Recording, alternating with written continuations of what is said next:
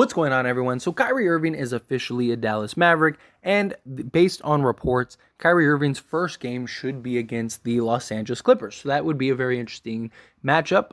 That's against the team that put together arguably the best package for Kyrie Irving. But nonetheless, we will get to see Kyrie Irving in a Dallas Mavericks uniform very soon. Now, there are a lot of questions that loom with Kyrie Irving to the Dallas Mavericks. One, does Kyrie Irving want to really be in Dallas? Does he really want to be with the Mavericks? Is he willing to stay with them long term? We got reports that Kyrie Irving wanted to be a Laker, but Joe Tsai decided, no, I'm not sending Kyrie Irving where he wants to go.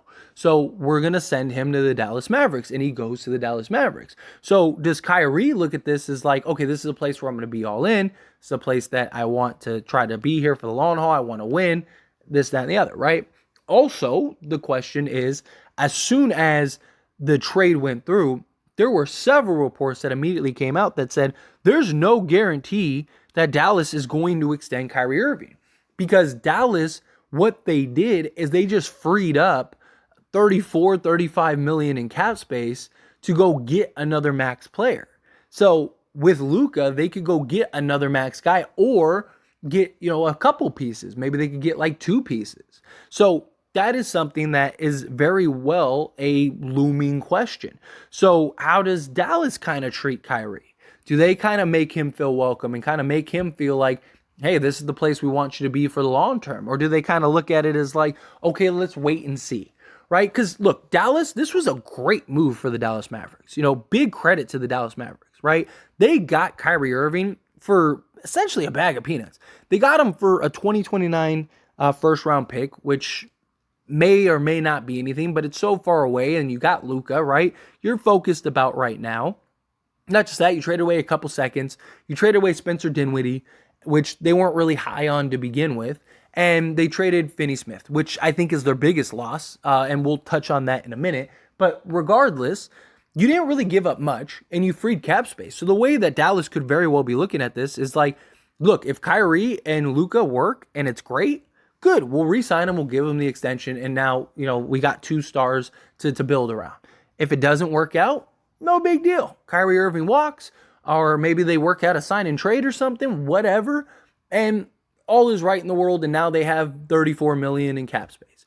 It's a win-win for the Dallas Mavericks. It's low risk, high reward, right? We cleared cap space to put some pieces that we like around Luka rather than being tied to the team that we have right now, which right now is just kind of like a play-in team, a 500 team. They kind of are just hovering back and forth between 500. Kyrie also helps with the Dallas Mavericks situation currently because Luka is supposed to be out a couple weeks. And if that's the case, you could really use a guy like Kyrie Irving to kind of keep the Dallas Mavericks afloat. So this is just a very good move for Dallas, whether it's short-term or long-term. This is a really good deal for the Dallas Mavericks. Now, that's where it gets into Luka and Kyrie. How does that work, right? Luka is one of the most ball-dominant players we have ever seen and has one of the highest usage rates we've ever seen. And with that means that not a lot of on-ball opportunities for other players. Almost all of the Mavericks offense is Luka dominating the ball and either getting a bucket or assisting to somebody, right? Like even Jalen Brunson. Jalen Brunson averaged like 11 points per game next to Luka.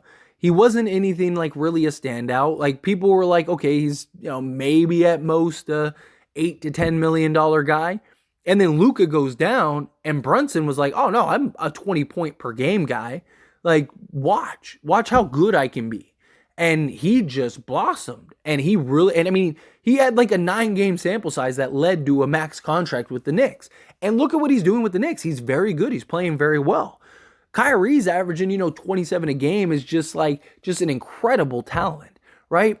But does he really get to blossom and actually get to play his brand of basketball next to Luka? Or is it a lot of him just kind of standing around and now you have Luka kind of doing everything and Kyrie just kind of gets relegated to a spot-up shooter or slasher, right? Like that's not how you want to utilize Kyrie, right? And the good thing is you can almost always have one of these two on the court, but Kyrie isn't really a playmaker, right? One of the big issues Dallas has is the lack of playmaking when Luka is either not in the game or he misses the game. I mean, Dallas is 0-7 without Luka, right? So like that's not a good sign. And it's because they don't have anybody else that can really kind of relegate and get the ball rolling.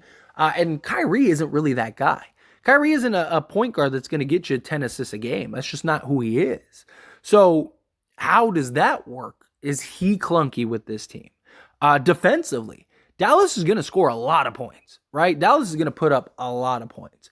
But can they stop anybody?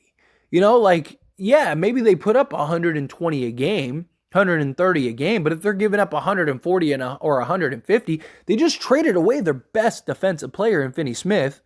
They don't have a ton of size. They don't really have a low post presence defensively.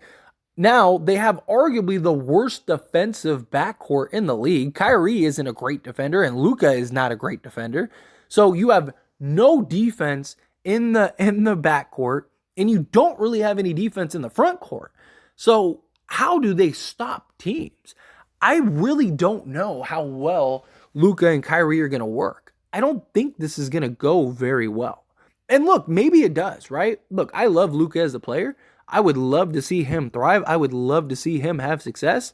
Kyrie, maybe he comes in and he's great. I don't think Kyrie has a problem playing second fiddle. I mean, he's done it basically everywhere he's gone, right? Like he tried to lead his own team and it didn't really work out, but he played second fiddle to LeBron James and he did it to Kevin Durant, right? So I don't think I'm the number one option type thing is going to be a big deal. I think Kyrie knows, like, look, Dallas is Luka's team. I'm coming in. I'm going to be the second guy. I'm going to be the scorer. Luka gets to be the point guard. I get to be the shooting guard, right? No big deal. But it's when we start getting into the flow of the game and Luka's taking 30 shots and Kyrie's at like 8 shots in and he's like, dude, like he might be the best natural scorer on the team. In my opinion, he is. Right? Like Luka's an incredible talent, but he's not the scorer that Kyrie Irving is. Kyrie Irving can score on all three levels. If Kyrie had Luka's height, Kyrie would probably be the best player in the league, hands down. Right? It's just, can he operate the way that they need him to be? And is Jason Kidd going to be able to figure it out enough to where this team can have the success that they're hoping for? Right? The idea is to get Kyrie, it works out, and now you're contending for a championship. I don't see them winning anything this year. I don't. Which is why I think it's very likely Kyrie could be a rental. Right? Like if they end up teaming up, right, and things go great, maybe they make a strong push, make the playoffs, maybe they make it, into the first round or, get to the Western Finals. I mean, Dallas was just in the Western Finals last year, right? So maybe they make it back there. And, maybe they'll lose in like a tough 6 or 7, something like that, right? Okay, cool, right? Like, at that point, maybe Kyrie wants to stay. Hey, okay, like maybe if we can get a couple pieces, maybe we could kind of figure something out, right? Like me and Luka, we got this worked out. Or the alternative happens where they're not very good defensively. They put up a lot of points, yes, but they have to outscore teams on a nightly basis, and that's a lot harder to do come playoff time. And they're like a first or second round exit, and they lose rather handily. And now Kyrie's like, yeah, I don't want to be here. I'm not getting the opportunity that I wanted. Luka's too ball dominant. Like, a real question is, can Luka play next to another star? Like, that's a genuine question. I mean, I even made a video about it, diving into it not too long ago. Like, literally, like, I don't even think it was a week ago, where I said, Dallas, it was when the report came out that Dallas is desperate for a star to pair next to Luka, that they want to get Luka some help and they want to get a star. And that's great and all, but is Luka able to play with another star with being as ball dominant as he is? And some people might say, well, LeBron, he was very ball dominant. Yes, but he was also a very let me feed somebody else. He was also okay with Kyrie taking the last shot or closing out games or whatever. Luka is he going to be okay with that? Luke, I mean, how many times have we seen the fourth quarter where like Luka's the only one to take a shot? Is he gonna continue to do that because it's just what he's always done? Or is he gonna be willing to let Kyrie close games out? Go hit the big shots, get the big buckets, games on the line. We need, 5 quick points, right? Let's get the ball to Kyrie. Let Kyrie go to work, let him generate us buckets. Or is Luka gonna do his step back fadeaway three from like half court every game, right? Like that's a big concern. And so I don't know how well Luka's going to be able to pair next to a Kyrie Irving or, any star for that matter. You're almost better off getting a bunch of just really good 3-and-D rotation guys and just being a very deep team that's really good defensively, that can knock down shots. And say like a Toronto, right? A bunch of sizable wings that can all play defense, all hit the three ball, and you have a guy like Luka that's just kind of the glue that puts it all together, right? Like, do you build a team like that? Is that something that you kind of like say, okay, well, let's strive for that? I don't know. This is going to be a very interesting experiment. I'm not really sold. I don't really think this works out. I think Dallas just traded for like a 3-month rental or whatever it is. But who knows? Maybe it does work out. And if it does, like I said, it's a low risk, high reward move for Dallas. Even if Kyrie does leave, it's not a big deal for Dallas. Dallas didn't really lose much. And now they have flexibility to build a team that they want around Luka. So it's kind of a win-win for them, in my opinion. But anyway, as always, this is a discussion, so I pass the question on to you. Let me know your thoughts and opinions down in the comments below. What do you think? Do you think that it works? Do you think it doesn't? Do you like the trade? Do you not like the trade? However you feel, whatever your thoughts are, let me know down in the comments below.